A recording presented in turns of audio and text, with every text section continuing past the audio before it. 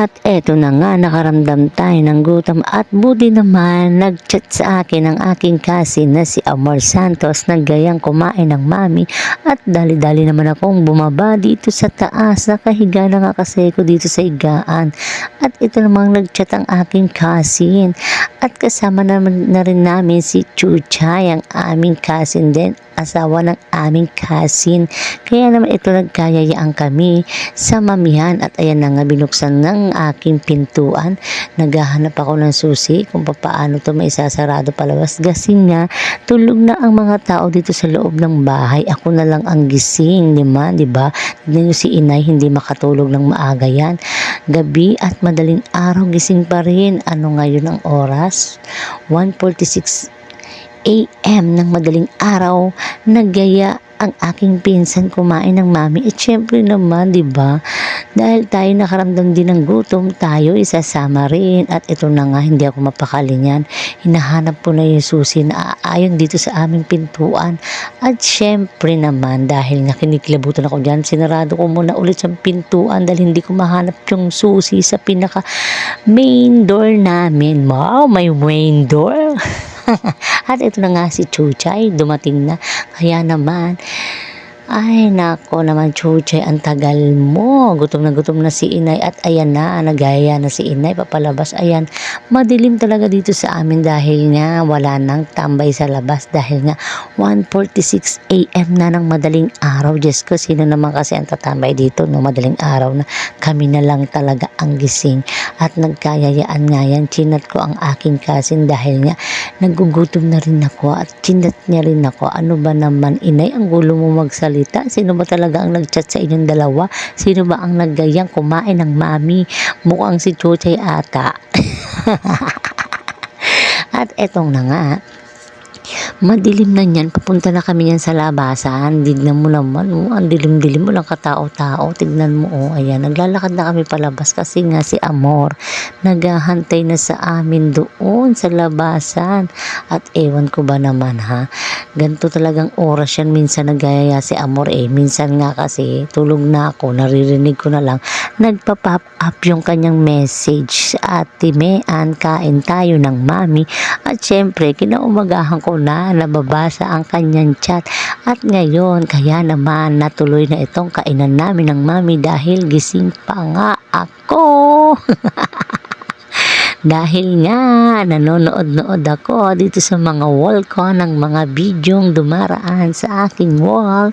At syempre ito na nga, papalapit na kami sa kanya at ayun na nga siya, naglalakad na siya, nauuna na siya kasi nga gutom na talaga siya. Diyos ko. At ito na, malapit na kami sa 7-Eleven pero hindi kami sa 7-Eleven pupunta, dito kami sa mamihan. Dito kami lagi kumakain ng mami.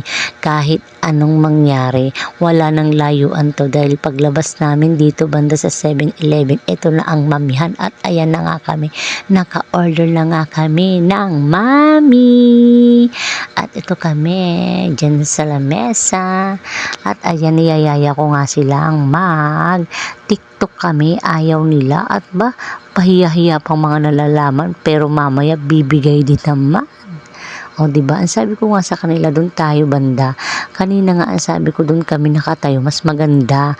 Ang aming sasayawin ay Kumpo Fighting. O diba, masarap talaga kumain dito sa mami na to.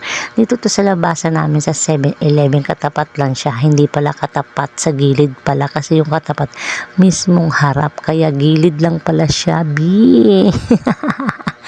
At ayan na nga, magyayaya na ako sa kanila, maya-maya ng konti, sasayaw kami ng Everybody Was Kumpo Fighting, yeah! O diba?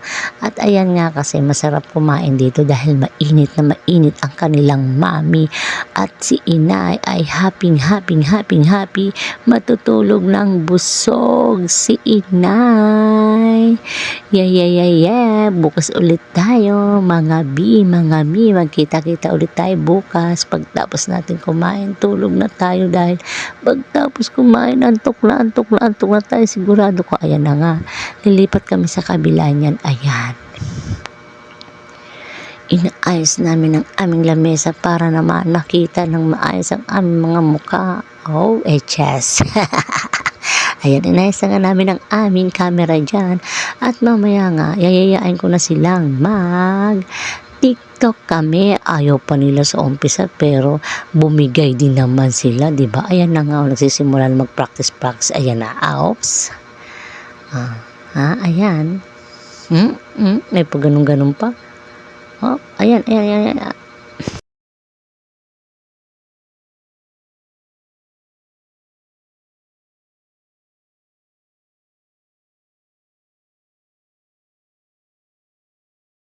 Everybody was kung fu fighting. Those kids were fast as lightning. Everybody was kung fu fighting. Those kids were fast as lightning. In fact, it was a little bit frightening. Everybody was